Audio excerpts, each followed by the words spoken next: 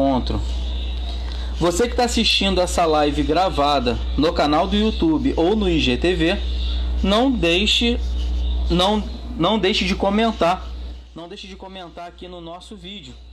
Comente o vídeo, mande também para o seu amigo que precisa ver esse assunto que nós vamos falar hoje, e assim a gente vai aumentando essa corrente da osteopatia pelo Brasil e pelo mundo. Esse é mais um programa IDOT perto de você.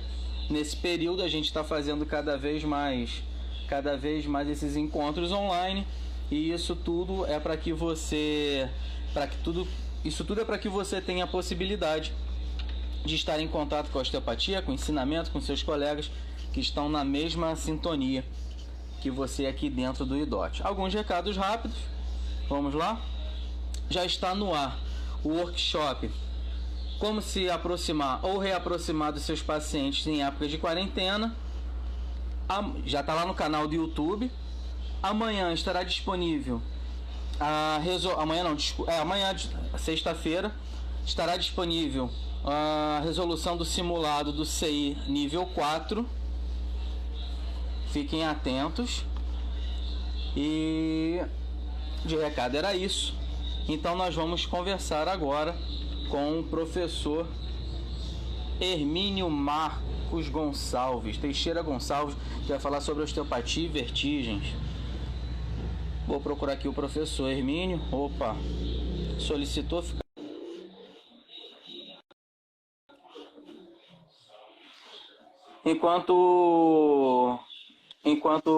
Opa, grande Hermínio, tudo bem, meu amigo? Boa noite, tudo bem? Boa noite. Quando você morava em Inocência, a gente se via mais, né? É verdade. A gente morar na mesma cidade e não se vê. Agora você tá muito importante agora e tal. Você me vê, né? Você me vê que agora eu tô aqui direto. Deixa eu apresentar o professor Hermínio para quem não conhece. Tem muita gente que vê a gente aqui, Hermínio, que não é do IDOT ou ainda não teve a oportunidade de te conhecer.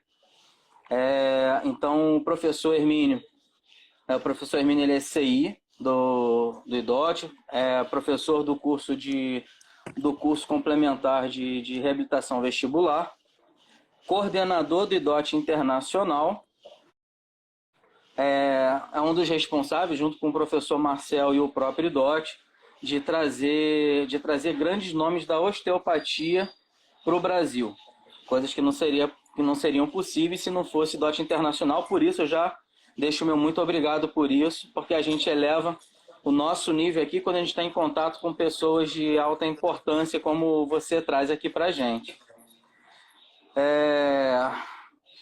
Bom, de Inocência para o mundo, professor Hermínio Gonçalves, seja muito bem-vindo, muito obrigado pelo seu tempo, pelo seu conhecimento, e a palavra é sua.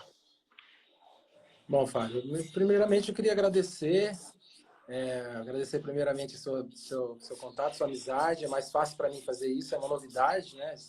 Fazer uma live.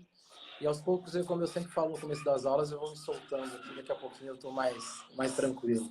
Mas é mais agradecer a oportunidade de poder estar com os alunos aí um período de tempo aqui, para a gente matar a saudade um pouco também.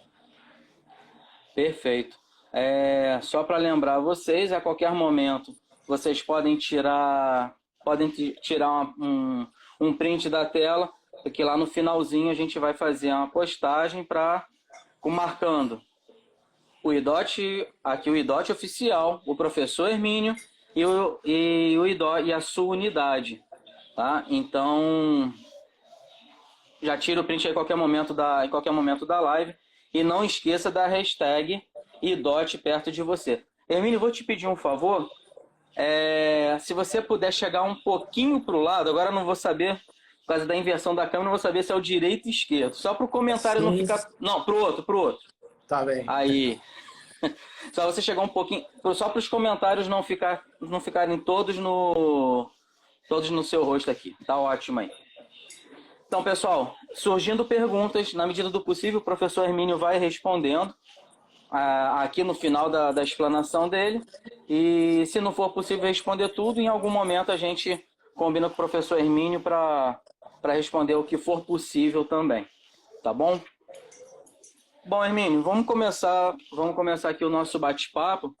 E eu queria começar com uma dúvida que é muito recorrente entre profissionais da área da saúde, fisioterapeutas e principalmente os pacientes, que o que é a vertigem e qual é a diferença de vertigem para tontura. Ah, essa é comum mesmo, Fábio. Fábio, vertigem é quando assim, vamos parar para pensar, é quando o cérebro ele perde a capacidade de entender, de saber da localização do nosso corpo no espaço-tempo. Quando o cérebro ele não tem essa noção de onde o corpo está, qual a posição que o corpo está. A hora que ele tem essa noção, ele não sabe onde o corpo está no espaço-tempo, ele tem essa sensação. E essa sensação é dada por uma sensação giratória. O paciente relata uma sensação de giro, uma sensação giratória. Mas nada mais é do que o cérebro não está entendendo onde o corpo está posicionado no espaço-tempo. Certo. Agora, é um pouco diferente quando a gente olha para o que a gente chama de tontura, né? Então, a gente fala que a vertigem é uma sensação giratória, o paciente pode alegar de que ele está girando, ou ele pode ter também uma sensação de que o ambiente está girando em torno dele. Isso seria uma definição de vertigem, um entendimento de vertigem. Diferente de uma sensação de tontura. A tontura já são sensações de movimento oscilatório, um movimento de balanço, um movimento ondulatório. Um exemplo mais simples de a gente entender é aquela sensação quando você está num barco. Aquela sensação do barco de flutuação, de balanço. Isso seria tontura. Tá? Perfeito. Perfeito. E quais são os fatores que podem desencadear uma crise de vertigem, uma crise vertiginosa? Tá, vamos lá. Por que desencadearia uma crise vertiginosa? Ela é desencadeada sempre que eu tiver o que a gente chama de conflito de informações sensoriais. O cérebro, para poder ter essa noção de localização no espaço, o que ele faz? Ele começa a checar diversas informações sensoriais. Então, ele recebe diversas informações, principalmente as informações visuais, as informações proprioceptivas e as informações labirínticas. Então, ele recebe essas três informações e verifica, faz um processamento dessas informações, para que com isso ele possa ter aquilo que a gente falou, de ter noção da posição do corpo no espaço. Uma vez em que eu tenha um erro, uma falha, ou uma informação sensorial dessas não funcionando corretamente, dizendo uma coisa contrária às outras, a gente classifica isso como um conflito sensorial. Nesse momento, a hora que o cérebro identifica esse conflito, começa a vir os sintomas, que além dos sintomas vertiginosos, essa sensação giratória, eu também começo a ter respostas neurofisiológicas no sentido do sistema nervoso autônomo. Então, é a hora que a pessoa começa a ter sudorese, náuseas, todos os efeitos neurovegetativos que aparecem nesse paciente. É como se o cérebro estivesse tocando um alarme, dizendo que essas informações elas estão conflitantes. Cada uma está dizendo alguma coisa. Elas não estão falando a mesma língua. Então, nesse sentido, nesse momento é que desencadeia o que a gente classifica como crise vertiginosa, tá? Mas o que a gente tem que ficar atento é que não é somente eu ter um conflito sensorial que já desencadearia uma crise vertiginosa.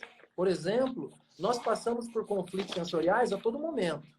A hora que a gente está fazendo uma atividade física, a hora que a gente está andando de carro, a hora que a gente está fazendo uma bicicleta ergométrica, uma esteira, ou seja, em que eu tenho informações visuais dizendo uma coisa, informações proprioceptivas dizendo outra. Então, o sistema nervoso central, ele tem ainda uma capacidade de não sofrer tão rapidamente assim com o conflito sensorial. Isso é dado no momento do processamento dessas informações. Então, eu costumo dizer que o cerebelo, ele é um principal articulador desse processo adaptativo. Então, por exemplo, eu, quando estou andando de carro, em que o meu sistema proprioceptivo está dizendo que eu estou sentado, que eu estou parado, mas as minhas informações labirínticas estão captando a aceleração, o meu cerebelo é como se ele apaziguasse isso, ele adaptasse isso e falasse, calma, não precisa tocar esse alarme, eu não preciso ter esses sintomas, nem essa crise vertiginosa por estar vivendo esse conflito. Mas essa capacidade de fazer essa adaptação, ela também é individual. Então, eu tenho alguns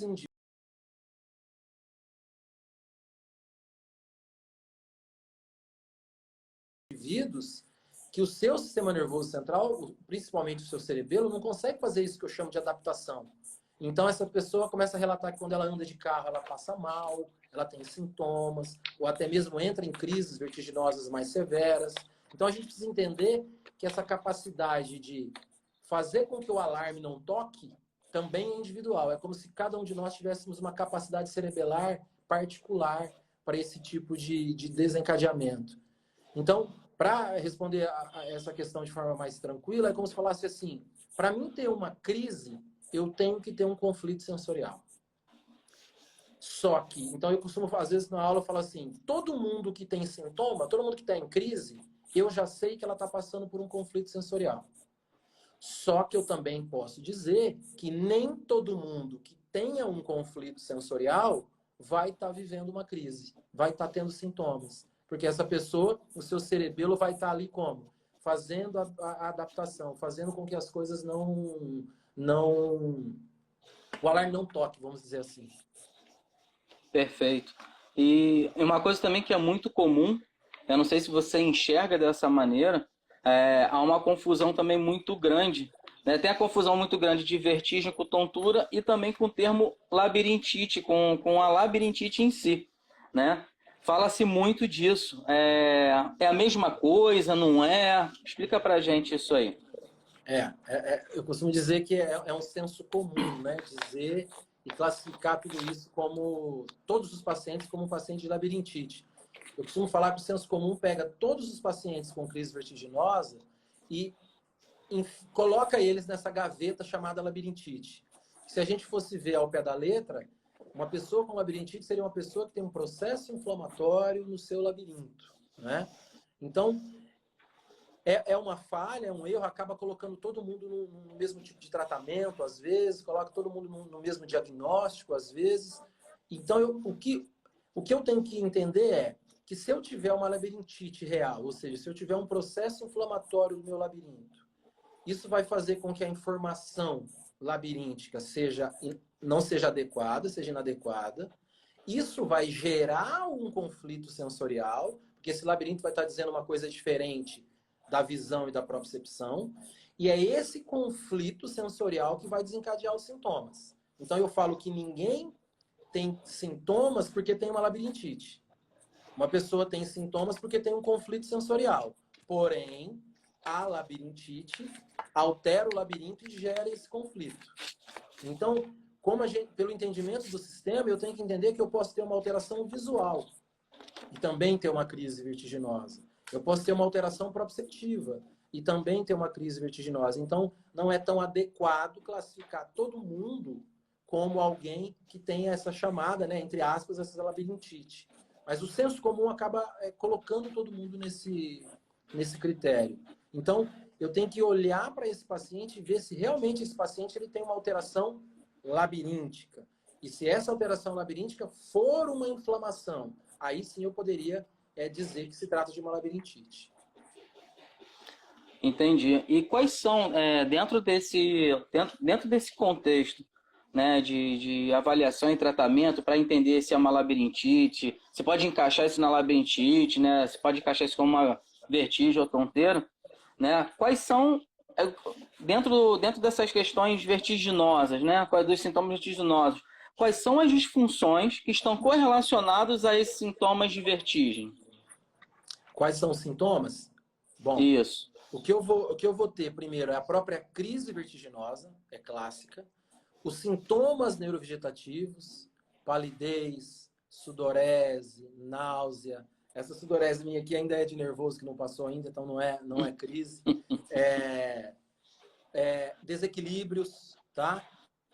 Isso vai estar mais casando com esses sintomas. Então, muitas vezes eu vou ter sintomas neurovegetativos, vertigem e o clássico do nistagmo, que é algo importantíssimo tanto na avaliação, no diagnóstico, né? Eu vou ter o quê? Uma falha na capacidade de movimentar os meus olhos enquanto eu estou em movimento. Então, eu vou ter também esse nistagmo. Então, resumindo, vertigem, desequilíbrio, nistagmo e alterações neurovegetativas.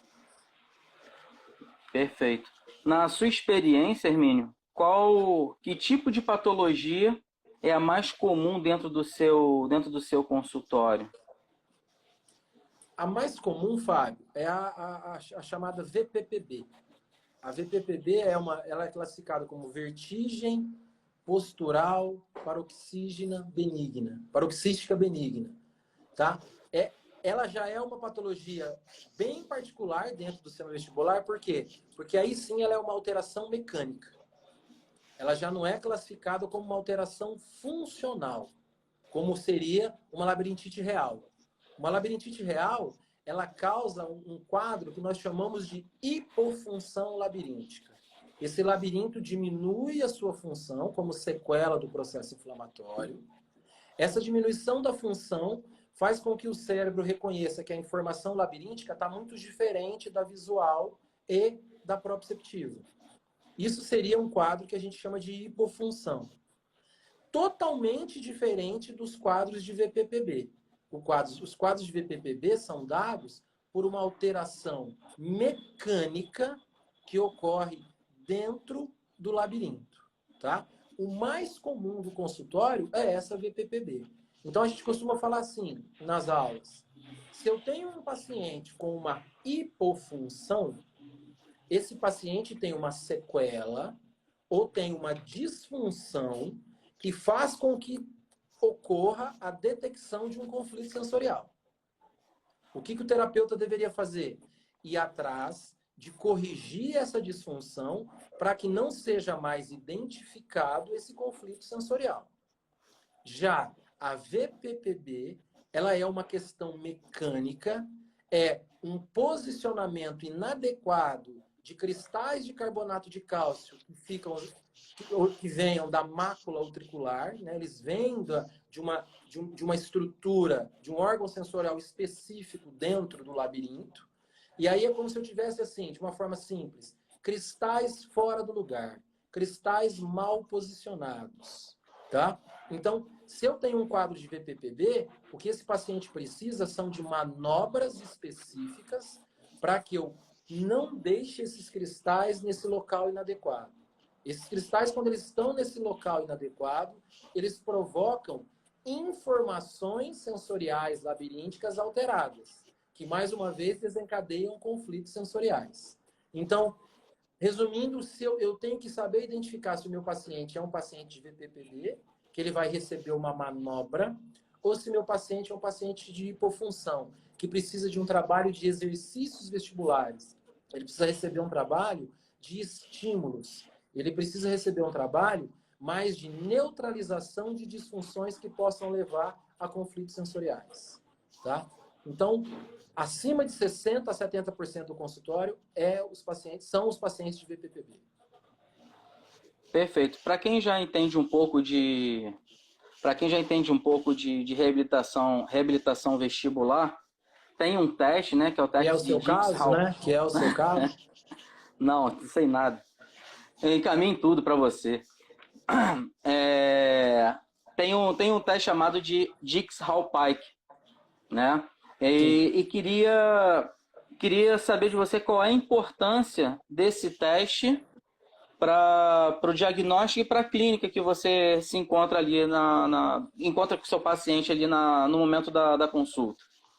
Bom, esse teste, Fábio, ele é um teste específico para o labirinto.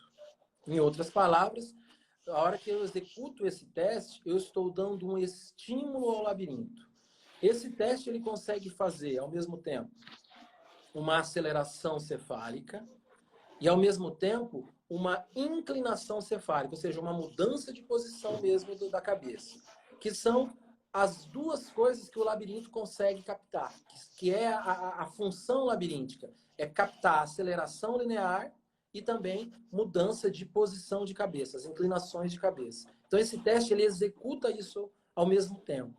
Então, muitas vezes, quando o terapeuta quer saber se a sintomatologia está vindo do labirinto, eu estou fazendo um teste em cima desse labirinto. Então, é interessante que muitas vezes você vai encontrar pacientes com um quadro de sintomas, que eu sei que existe um conflito sensorial, e você executa esse teste, e esse teste não desencadeia nenhum tipo de sintoma. Então, o que isso está falando para mim? Esse está me dizendo que o conflito sensorial ele não está vindo do labirinto. Ele não vem dali. Porque eu posso ter um conflito, como a gente já falou anteriormente, vindo da visão, vindo da propriocepção. Então, se eu estou estimulando o labirinto e não está ocorrendo nada, eu não estou tendo nenhum tipo de resposta, ela já é uma informação importante para mim. Então, resumindo esse teste de Ixalpai, que ele é voltado para estimular o labirinto, e ele é muito funcional, ele funciona muito bem, principalmente nos casos de VPPB. Os casos de VPPB são diagnosticados especificamente com esse tipo de teste. É um teste muito importante para os diagnósticos de VPPB. Perfeito. E quando você já caminhando aí nessa questão diagnóstica, tá? Porque eu vejo que é uma dúvida muito, muito frequente. Qual é a diferença de uma cupulolitíase? Tá me ouvindo? Estou ouvindo, tá tudo ok. Qual a diferença de uma cupulolitíase e uma canalitíase? Bom, vamos explicar primeiro o que seria, né? Tá vendo como que é bom a pessoa entender do assunto, para perguntar, que é o seu caso? Quando eu tenho um paciente com diagnóstico de VPPB, que agora há pouco eu disse que são cristais mal posicionados, eu posso ter esses cristais mal posicionados ao longo do canal semicircular, ou seja, flutuando dentro da endolinfa ali no labirinto, ou eu posso ter esses cristais mal posicionados, porém aderidos a uma membrana que se chama cúpula. Eles estão aderidos. Dessas duas formas, a informação vai ser inadequada, vai ser indevida do labirinto. Então, quando eu tenho cristais que estão no canal semicircular, a gente classifica como canalitíase, que seria de canal litíase. Litíase seria essa queda, essa posição inadequada dos cristais. Então, quando eu tenho uma canalitíase, eu vou ter os cristais flutuando dentro do canal semicircular. Quando eu tiver uma cupulolitíase, é porque eu estou tendo ali esses cristais aderidos a essa membrana que se chama cúpula. Então, como que eu faço para saber a diferença se o meu paciente, além de ter uma VPPB, se ela é canalitíase ou ela é cupulolitíase? Eu pego algumas características desses diferentes diagnósticos, tá? Vamos pensar na canalitíase. A canalitíase, ela vai vir sempre, primeiro, com uma vertigem breve, tá? Que dura pouco tempo. E aí o terapeuta tem que tomar cuidado, porque nem toda vertigem breve, de poucos segundos, seria uma VPPB. Eu posso ter uma vertigem breve por um problema vascular, por um problema circulatório. Então, a primeira coisa que o terapeuta tem que fazer é tirar essa dúvida. Essa vertigem breve que eu tenho aqui com o meu paciente, ela é uma VPPB ou ela é um processo circulatório? É a circulação sanguínea para a direção à cabeça do paciente é que está comprometida. Então, a gente pode tirar essa dúvida através de um teste que eles chamam de teste da IVB, da insuficiência vértebro-basilar. Esse teste seria como você fazer um teste de Klein, só que com o paciente sentado. Você vai imprimir uma flexão de quadril, para que com isso eu tenha como resultante uma extensão da cabeça, mantendo o olhar na linha do horizonte, e uma rotação de 45 graus. Ou seja, eu provoco um estiramento da artéria vertebral, com uma compressão contralateral dessa artéria, sem dar um estímulo muito grande para o labirinto, sem dar um estímulo de inclinação. Se o paciente não relata nenhum tipo de sintoma, que seriam os sintomas neurovegetativos, a gente diria, está dando negativo a verificação vascular. Então, possivelmente, eu tenho uma VPPB aqui na minha frente. Aí seria o momento de entrar com o teste de Dix-Hallpike. Então, eu elimino primeiro a dúvida entre é VPPB ou é um problema vascular.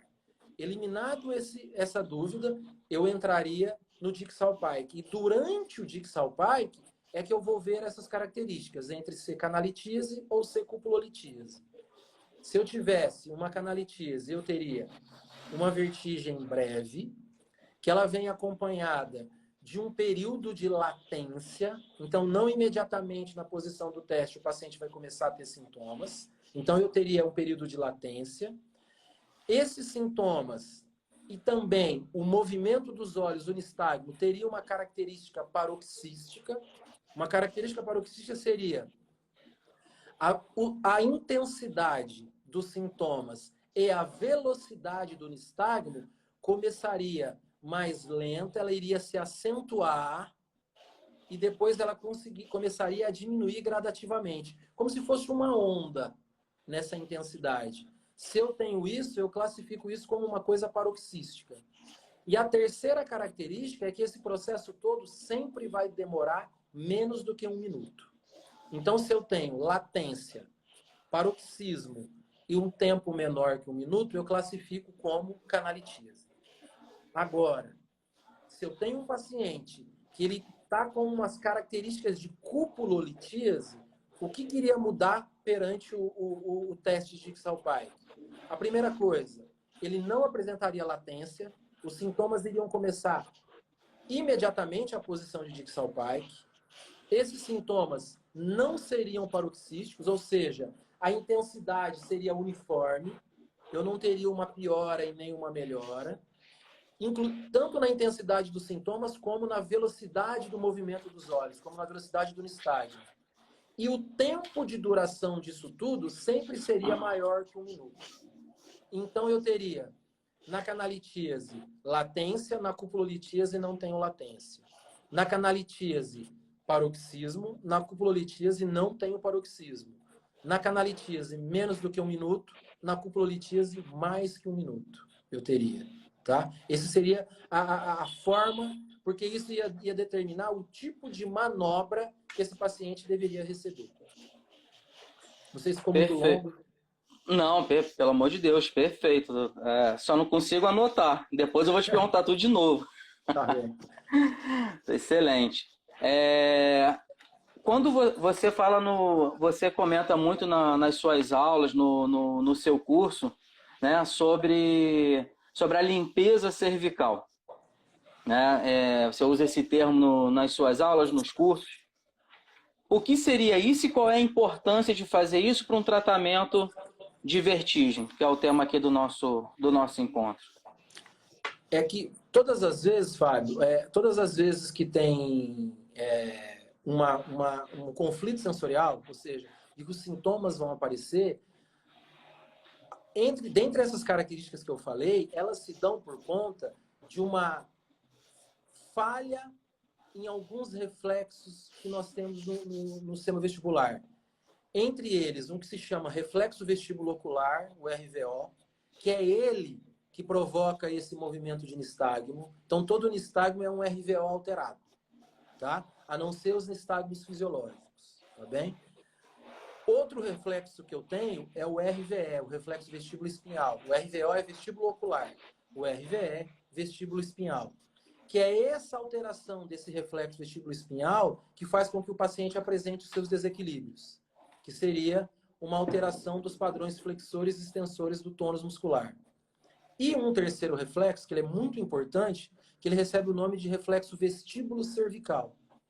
Ele é um reflexo que ele tem como função aumentar o tônus da musculatura do pescoço com o objetivo de estabilizar a nossa cabeça. A todo momento que a gente entra em estado de alerta, em luta ou fuga, que nós nos sentimos em perigo, o organismo trabalha para que a gente tente manter a nossa cabeça em cima do corpo. É literalmente não perder a cabeça, tá? Manter essa cabeça em cima do corpo, para que nós possamos enxergar claramente se esse inimigo está muito próximo, se esse inimigo está distante, se esse risco, se esse perigo está próximo ou não de mim.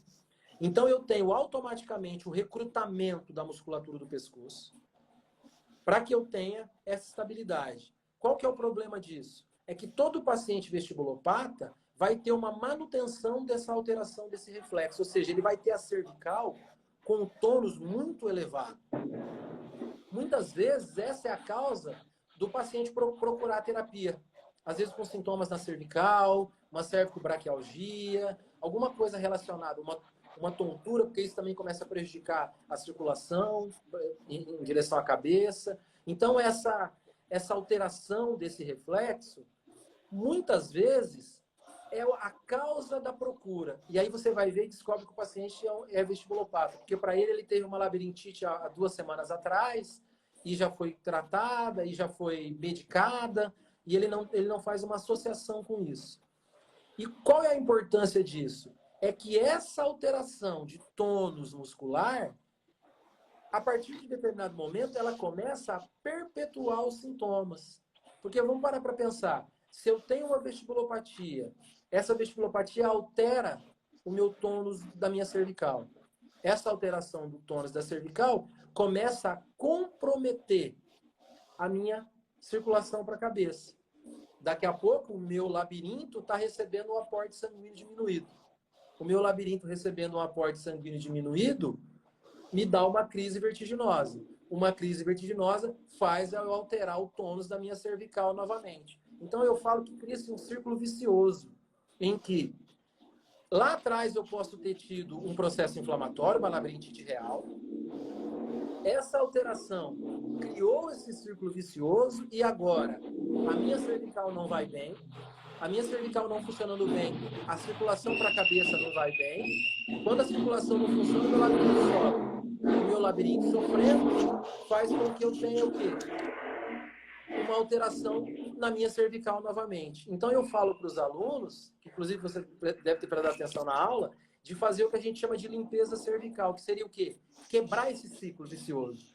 Então eu peço para os alunos entrarem com técnicas que eles conheçam a nível técnicas musculares, técnicas neurais, técnicas membranosas, técnicas articulares, para com isso melhorar até mesmo técnicas arteriais, para que com isso ele melhore o aporte sanguíneo desse labirinto, esse labirinto passa a funcionar corretamente, e esse funcionamento correto do labirinto faz essa alteração desse reflexo se normalizar. Então eu quebro o círculo vicioso através de uma visão direta, de um tratamento manual direto para a cervical.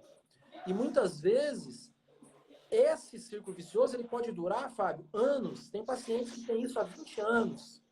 E essa diminuição desse aporte sanguíneo leva a crises de cefaleia, episódios de enxaqueca, alterações, tudo quanto é tipo de sintomas que possam estar relacionados com o déficit circulatório.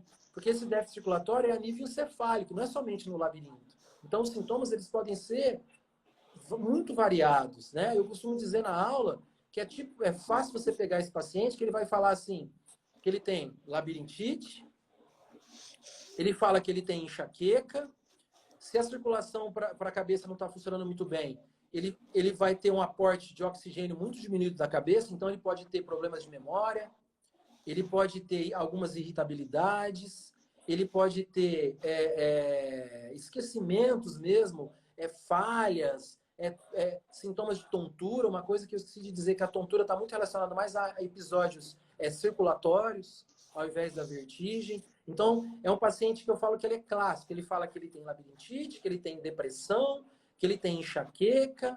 Muitas vezes essa circulação pode chegar a nível de hipófise. Hipófise não sendo tão bem... o aporte sanguíneo para a hipófise não sendo tão adequado pode comprometer também a produção hormonal. Então, esse paciente ele pode estar fazendo um tratamento hormonal, ele pode estar fazendo um tratamento de depressão, ele pode estar fazendo um tratamento de enxaqueca e pode estar fazendo um tratamento de labirintite. Então, muitas vezes, a causa é um déficit circulatório.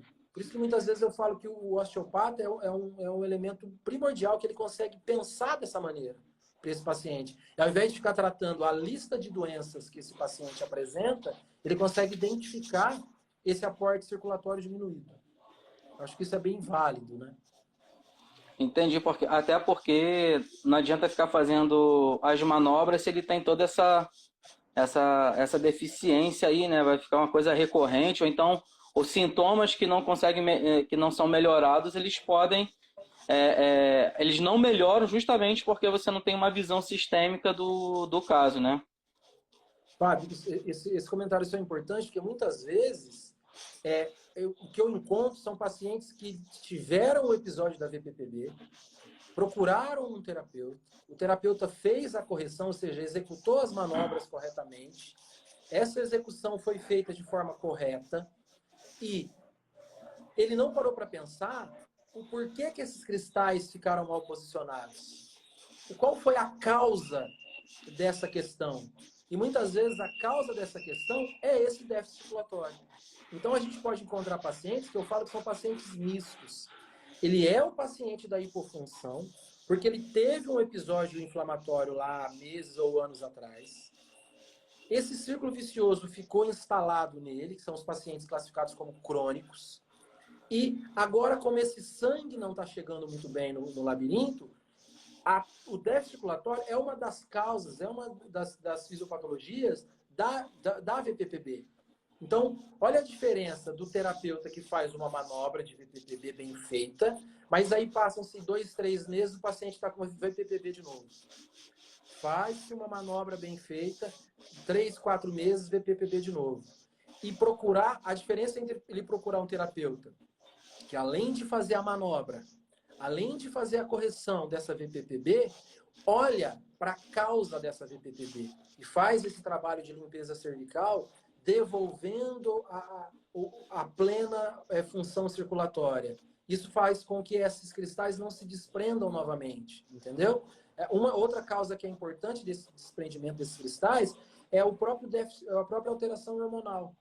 Então, muitas vezes, o osteopata, ele consegue identificar de onde pode estar vindo essa alteração hormonal. Então, muitas vezes, a VPPB, ela funciona, por exemplo, como uma discopatia. Ela não pode seguir, ela não deve seguir uma hierarquia de tratamento. O paciente tem uma VPPB, isso é um incêndio que deve ser apagado. Trata-se essa VPPB e, a partir daí, vamos tentar entender o porquê que esse organismo desenvolveu essa patologia. Então, mesma coisa dos pacientes de disco. Tem uma discopatia? Não tem o que fazer. Vamos reposicionar esse disco e depois vamos ver as outras coisas. A VPPB é a mesma coisa. Ela não vai aceitar eu querer olhar para uma víscera, eu querer olhar para um captor. A VPPB está instalada, principalmente pela alteração desses reflexos, eu tenho que tirar esse problema mecânico da VPPB dali. Depois disso, eu vou parar para pensar em fazer uma reeducação postural, em fazer um trabalho para ver de onde veio essa disfunção que causou essa VPPB nesse paciente. Perfeito. Obrigado aí por essas respostas. Que dica você dá que tipo de dica clínica você pode dar para os nossos alunos, né, as pessoas que têm acesso, né, a esse tipo de tratamento, que porventura se depararem com um paciente vertiginoso, tá? Nesse momento, vamos supor que amanhã ele chegar no consultório, ele tem um paciente com sintomas vertiginosos. Eu sei que nessa época de crise, o sistema nervoso autônomo da população está bem alterado. Como é que você pode fazer essa correlação? Fábio, está muito na época, né, de pacientes assim, né, por conta de tudo isso que está acontecendo. Bom, primeira dica que eu daria, olhar para o sistema nervoso autônomo. Porque uma das causas de déficit circulatório pode ser simplesmente, embora não possa dizer simplesmente, mas é o quê? Uma vasoconstrição por uma alteração do sistema nervoso autônomo. Ou seja, você vai encontrar pacientes como simpático-tônicos. Os pacientes vestibulares são simpático-tônicos. Então, só aí eu já tenho o quê? Uma vasoconstrição que pode ser a causa desse déficit circulatório. Então, tentar equilibrar o sistema nervoso autônomo desse paciente. A primeira coisa que eu olho nesse paciente, tá?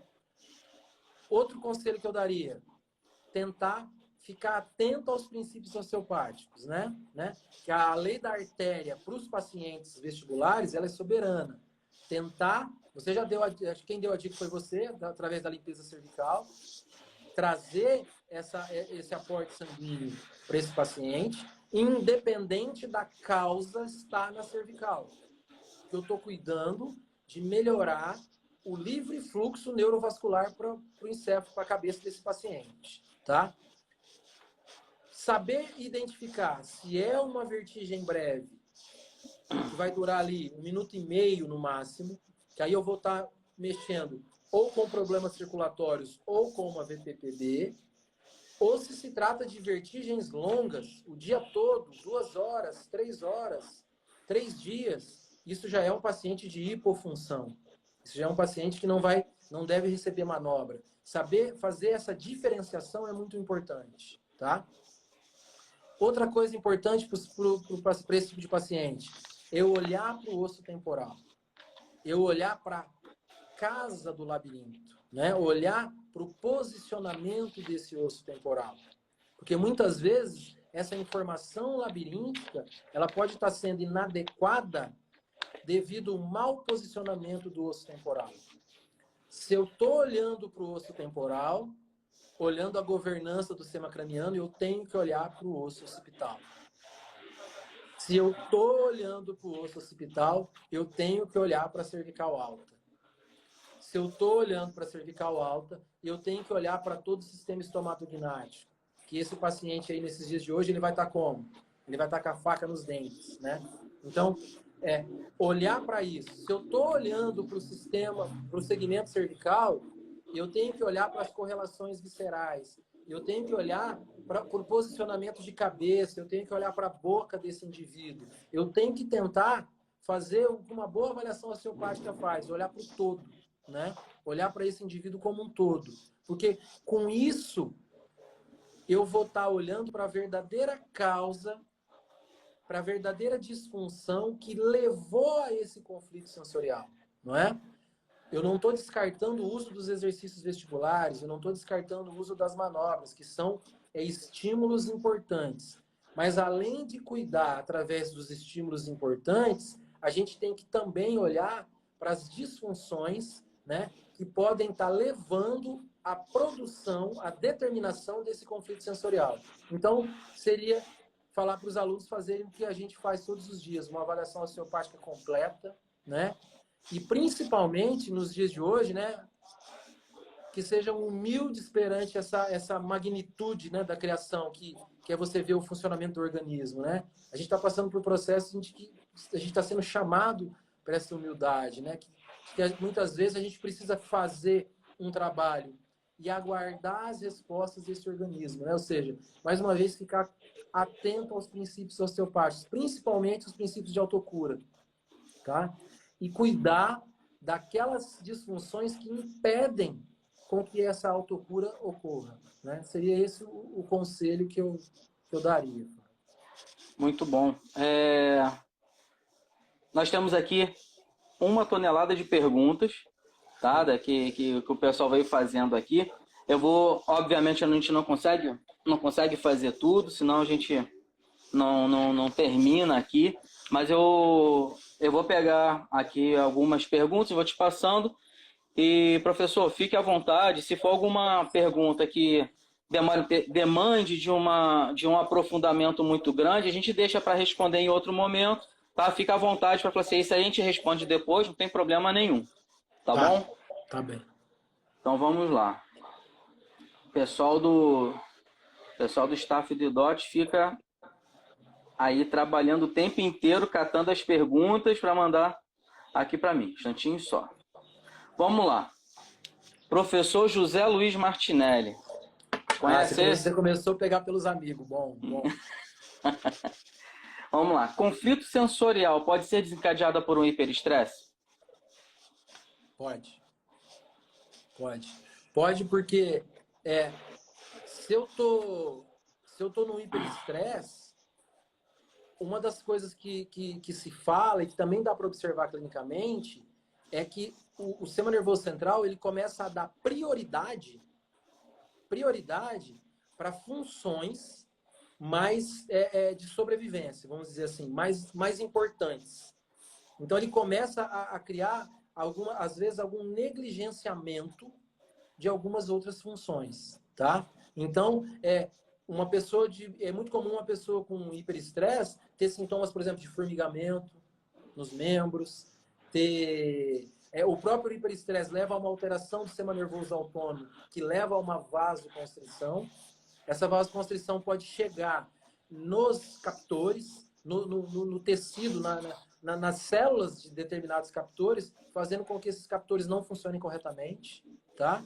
Então, não é um conflito sensorial direto, mas todo acometimento fisiológico em todo o corpo começa a prejudicar funções, entendeu? Principalmente por essa alteração autonômica que ocorre no hiperestresse. É típico a gente perceber que no final do ano os pacientes vertiginosos aparecem mais, períodos de maior estresse, né? Já foi a época que final do ano era Natal, alegria. Hoje em dia é todo mundo correndo, querendo terminar as coisas até o dia 20 de dezembro, a vida tem que estar resolvida. Então é muito comum, eu observo o maior número de pacientes nesses períodos. Perfeito. Tem uma outra pergunta aqui. É possível aferir por aparelhos as disfunções vestibulares? Sim, sim. Hoje em dia existe uma gama muito grande de equipamentos, tá? Que podem fazer análises bastante específicas, né? Um deles que eu gosto bastante é uma nistagmografia, né? É um equipamento mais sofisticado, mas hoje em dia se usa muito equipamento para fazer essa análise, tá? Até porque clinicamente não é tão fácil você analisar se isso está vindo da visão, se está vindo do labirinto. Então, é uma ferramenta importantíssima hoje em dia. Existem óculos para você verificar o nistagmo de forma mais adequada, sem falar nos próprios equipamentos de mensuração de níveis de estresse, né? Então, são todas ferramentas importantíssimas. Existe sim, a resposta existe e são muito, muito úteis. Perfeito. Tem algumas perguntas aqui que já foram respondidas ao longo da sua explanação. Estou passando, tá? Tá. Vamos lá. Professor, bloqueio da sutura escamosa gera influência nas disfunções vestibulares? Eu acredito que sim. Porque se eu tenho um bloqueio sutural, eu vou ter um comprometimento no movimento do osso temporal. O movimento, o sistema vascular, artérias, veias, o sistema neural, todos os nervos que têm relação com a função labiríntica, eles transitam por dentro do osso temporal. Uma vez um osso temporal bloqueado, isso vai estar comprometendo a função neurovascular dessas estruturas. Então, é muito comum você encontrar pacientes com diagnóstico de síndrome de Meniere, que é uma patologia, é uma vestibulopatia bem característica, e você vai lá e vê um temporal totalmente bloqueado. É muito comum isso no consultório, você encontrar. Perfeito. Uma outra pergunta. Como diagnosticar o nistagmo vertical entre disfunções por VPPB ou algum comprometimento central? Pensando só no nistagmo, o nistagmo da VPPB ele não é vertical. Ele é horizontal rotatório. E a gente fala que ele tem uma componente de superioridade ou uma componente de inferioridade. Eu vou tentar usar as minhas mãos aqui. É como se eu tivesse o globo ocular fazendo um movimento, girando dentro do seu próprio eixo, porém ele gira rápido para baixo e lento para cima, rápido para baixo e lento para cima, ou ele gira rápido para cima e lento para baixo, rápido para cima e lento para baixo. A gente não classifica esse nistagmo como vertical, e sim horizontal rotatório com componente de superioridade ou de inferioridade. Já o paciente de problemas centrais, a gente fala que é um nistagmo vertical puro, em que o olho não gira dentro do próprio eixo e simplesmente sobe e desce. Mas uma coisa importante, essa pergunta é importante, Fábio, por quê? Porque eu nunca vou dizer que um paciente é central, neurológico, ou é uma VPPB, somente por um sinal clínico. Eu nunca vou querer fechar um raciocínio olhando somente para o nistagmo. Então, existe uma coisa que é um detalhe que faz toda a diferença, é que o nistagmo da VPPB é de curta duração. Ele vai durar no máximo 1 minuto e meio. Um paciente que tem um problema central, esse nistagmo vertical dele pode durar o dia todo. pode durar semanas, meses. Então, eu olho muito mais pelo tempo do que pela essa pequena diferença que tá girando dentro do próprio eixo ou não, porque às vezes é um detalhe que não é tão fácil de se verificar. Então, ou seja, eu acumulo parâmetros, né? Vamos citar aqui o nosso professor Marcial. A gente não vai ter nunca certeza por um sinal clínico, e sim, a gente vai acumular uma quantidade muito grande de parâmetros para dar segurança, para falar, não, isso aqui é um paciente neurológico, ou isso aqui pode ser uma VPPB. Então, eu diria que o acúmulo de informações isso me ia dar mais segurança para o terapeuta.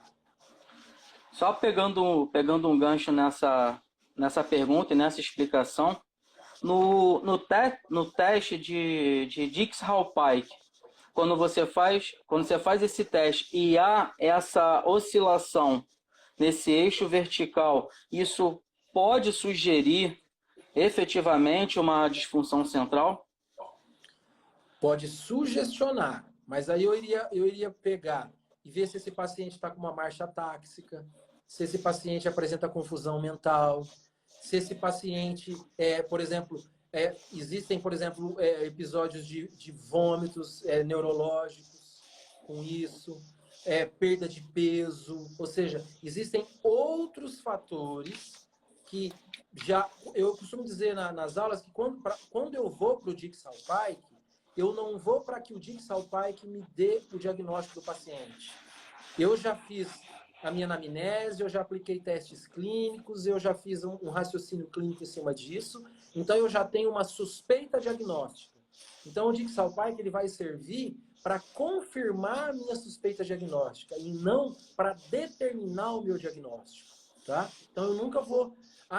teve um nistagmo vertical aqui, então é um problema neurológico. Não, a gente fala assim na aula, que em RV, um sinal clínico não significa nada. Vários sinais clínicos, mais um raciocínio fisiológico em cima disso, isso sim tem peso no diagnóstico. Tá? É mais um parâmetro para ser acumulado, né? Mais um parâmetro para ser acumulado. Perfeito. Vou fazer aqui uma última pergunta, tá? Por conta do nosso tempo. A síndrome miofacial pode estar relacionada a esses sintomas de vertigens ou tonturas? Pode, mas é difícil chegar nisso.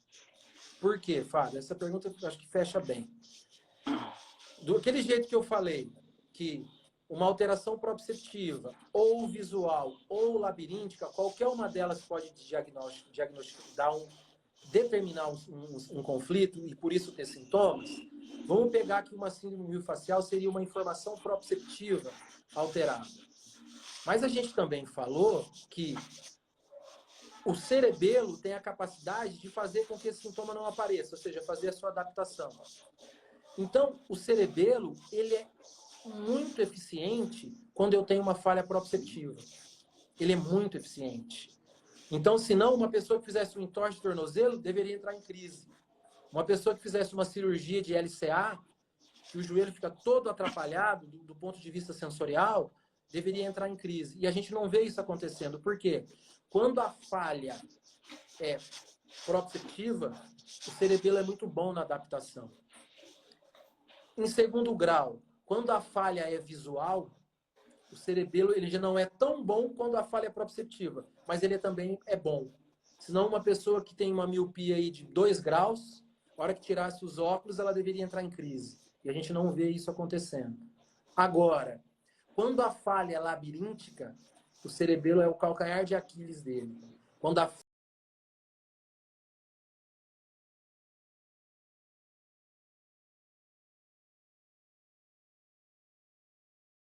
sintomas são quase que imediatos. Ou seja, entra no processo inflamatório numa labirintite real, os sintomas já começam. Ou seja, por isso que acaba ocorrendo com que o senso comum coloque todo mundo na gaveta da labirintite. Porque se nós pegarmos um grupo de pacientes, a grande maioria vai ter um comprometimento labiríntico. Aí eles acabam pensando que tudo seria o labirinto. Mas eu estou dizendo que o cerebelo ele é muito bom, mas ele não é perfeito.